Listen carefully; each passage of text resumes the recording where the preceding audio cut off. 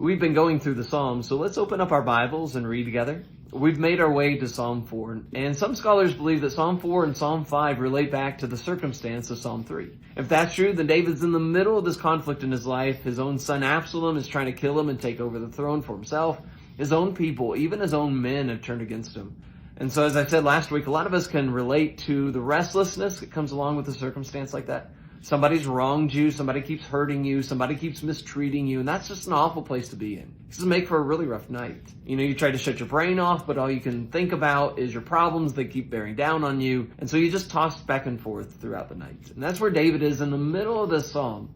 But by the end of it, David says he's found safety and peace in order to sleep. So how do you do that? Well, let's read the psalm to try to figure this out. Let's begin there in verse 1.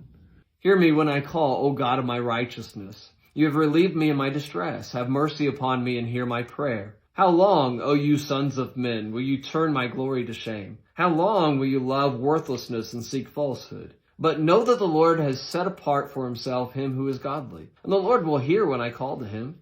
Be angry and do not sin. Meditate within your heart on your bed and be still. Offer the sacrifice of righteousness and put your trust in the Lord.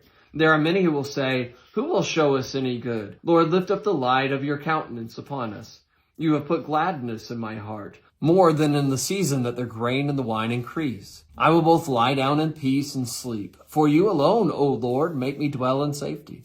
Notice David's not just praying to anybody, he's praying to the God of his righteousness. And that's not just a formality in this psalm, but that has a really important purpose. That God is the righteous judge. He's the one that's going to uphold justice. And that's important because David's the one being mistreated in the psalm. And so David believes God's going to straighten everything out. He's going to make everything right. He's going to deal with his enemies. And God's going to be the one who helps him in his present distress because of what he's done in his past distresses. And so David looks back in his life and he sees how God's answered his prayers when it comes to the lions and the bears in the field, or with Goliath, or with Saul's attacks, or with the Philistines on the battlefield. And he finds confidence that God's going to answer his prayers in his present circumstances. And that's really important for us to do in our lives as well.